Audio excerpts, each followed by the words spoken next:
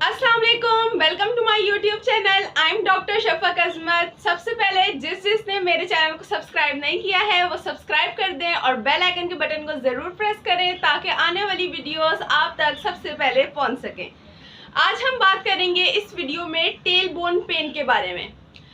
अगर आपको लंबे अरसे तक बैठने में प्रॉब्लम होती है या अगर आपको अपनी हिप्स के दरमियान में जो लास्ट में बोन होती है उसमें शदीद तकलीफ़ होती है, या आप अगर कहीं पर थोड़े टाइम के लिए ज़्यादा बैठ जाते हैं तो आपको उठने में तकलीफ़ होती है या आपको फ़ौरन उठ के चलना पड़ता है क्योंकि बैठते हुए आपको शदीद तकलीफ़ हो रही है, या आप अगर किसी हार्ड सरफेस पे थोड़ी देर के लिए बैठ जाते हैं तो आपको दर्द स्टार्ट हो जाता है, तो ये वीडियो आपके लिए है, इसको ज़रूर देखिएगा। इसमें मैं आपको बताऊंगी कि टेल बोन पेन होता क्या है, इसकी कॉजेज़ क्या होती हैं, क्या वजूहात हैं और क्या इसका ट्रीटमेंट हम घर पे आसानी तौर पर कर सकते हैं।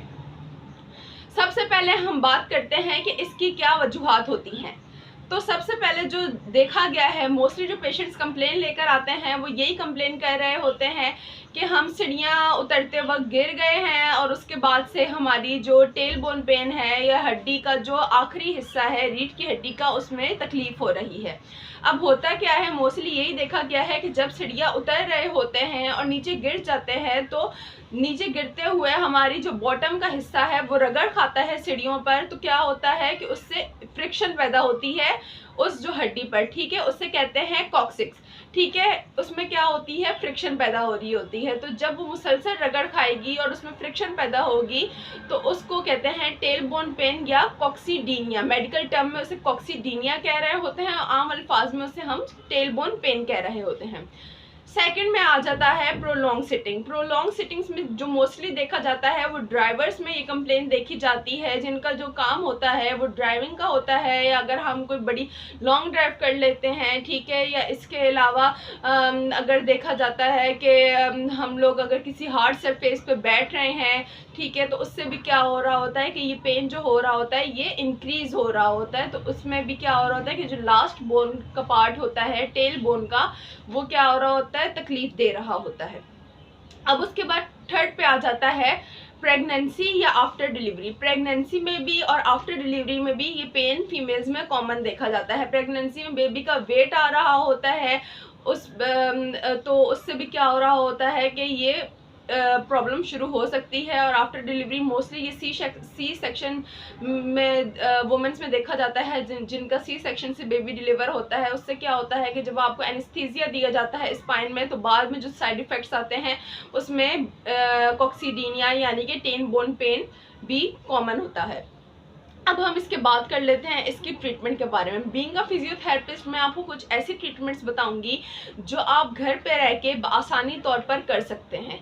तो सबसे पहले हम बात करते हैं हॉट पैक और कोल्ड पैक की, यानी कि गर्म सिकाई और बर्फ़ की सिकाई के बारे में, ठीक है। तो आपने क्या करना है कि इन दोनों का जो कॉम्बिनेशन होता है हॉट पैक और कोल्ड पैक का, ये बहुत अच्छा होता है। लेकिन एक चीज़ आपने जहन में रखनी है कि आप जब सो के उठेंगे तो तब आपने हॉट पैक यूज़ करना है, क्योंकि उसमें क्या हो रहा होता है कि मसल जो होते हैं हमारे स्टिफ होते हैं, और उस वक्त अगर आप ऊपर से हॉट पैक यूज़ करेंगे तो वो काफ़ी हद तक रिलैक्स हो जाएंगे और जो इन्फ्लेमेशन होगी कॉक्सिक की बोन की तो वो भी क्या हो जाएगी, काफ़ी हद तक रिड्यूस हो जाएगी। इसके अलावा आपने पूरे दिन में चलते फिरते जब या आप कहीं बैठ जाते हैं और आपको पेन स्टार्ट हो जाता है तो आपने क्या करना है, कोल्ड पैक अप्लाई करना है, यानी कि बर्फ़ की सिकाई करनी है।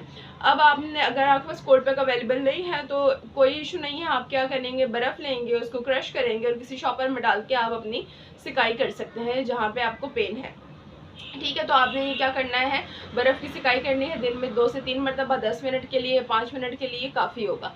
लेकिन उस दौरान फिर आपने गर्म सिकाई नहीं करनी, ठीक है। ये नहीं कि आपने गर्म सिकाई की आप फ़ौरन ही बर्फ़ की भी सिकाई करें, ये नहीं करना आपने। आप सुबह सोकर उठें या रात को सोने के लिए जाएं तब आप गर्म उसकी सिकाई कर लें, ठीक है, या कोल्ड हॉट पैक रख लें, और इसके अलावा पूरे दिन में आपने कोल्ड पैक करना है, यानी कि बर्फ़ की सिकाई करनी है।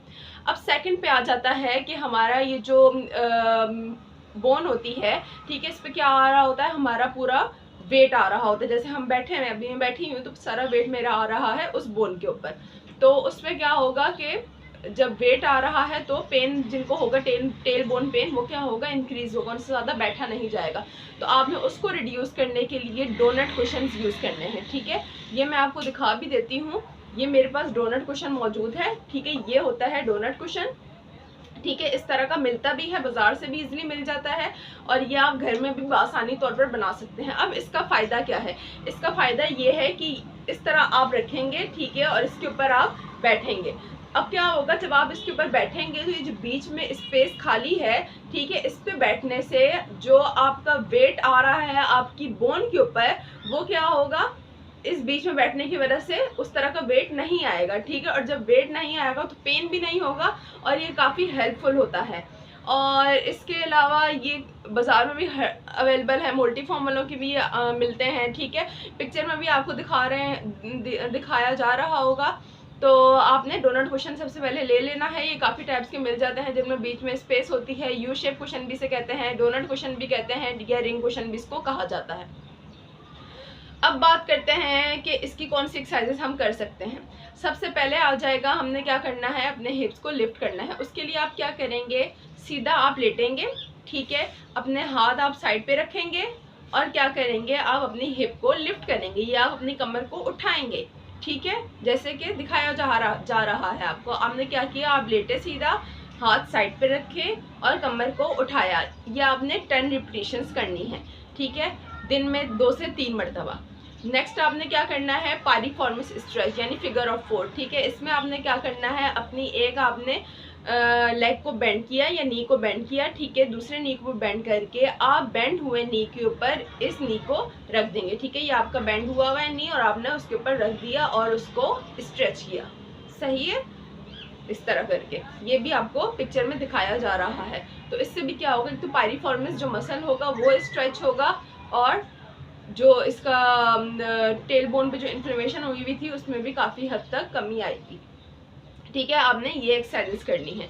इसके अलावा आप ये कर सकते हैं कि अपना आप पोस्चर मेंटेन करके रखें, ठीक है। मतलब आप बैठे हुए हैं तो पीछे होके स्लाउच पोजीशन में नहीं बैठें, मतलब गिरे हुए ना बैठे हुए हो, थोड़ा सा आगे होके बैठें। उससे क्या होगा कि जो टेल बोन होगी उस पर वेट नहीं आएगा और आपको उठने और बैठने में तकलीफ नहीं होगी और आप आसानी बैठ के अपना काम कर सकते हैं। इसके अलावा अगर आप प्रोलॉन्ग सिटिंग कर रहे हैं तो उसको अवॉइड करें, ठीक है। उसके लिए आप क्या करेंगे, थोड़ी देर के लिए काम करें बैठ के, या 10 मिनट काम करें और उसके बाद उठ के थोड़ी बहुत वॉक करें और पानी शानी पिए, अपने आप को हाइड्रेट रखें। हाइड्रेट रखना बहुत ज़रूरी है क्योंकि ये मोस्टली इसलिए भी होता है कि हम हाइड्रेट नहीं होते हैं, हमारी जो वो होती है न्यूट्रिशन वो पूरी नहीं हो रही होती, तो उसलिए भी ये पेन स्टार्ट हो सकता है। तो आपने क्या करना है कि आप अपने आप को हाइड्रेट रखें, अपने लाइफ स्टाइल को मेंटेन करें। अगर आपका वेट ज़्यादा है तो उसको आप ग्रेजुअली कम करें, ठीक है। और इसके अलावा कोल्ड ड्रिंक्स वगैरह अवॉइड करें, फ्रूट ज़्यादा खाएं, वेजिटेबल ज़्यादा खाएं। इस तरह आपका लाइफ स्टाइल भी मेंटेन होगा और आपके ये जो दर्द वगैरह होते हैं ये भी काफ़ी हद तक कमी आएगी उनमें। तो उम्मीद है आपको मेरी वीडियो पसंद आई होगी। मेरे चैनल को सब्सक्राइब करना मत भूलिएगा। कोई क्वेश्चंस हो या क्वेरीज हो तो वो कमेंट सेक्शन में आप मुझसे पूछ सकते हैं और फीडबैक भी दे सकते हैं। तो मिलते हैं नेक्स्ट वीडियो में। अल्लाह हाफिज़।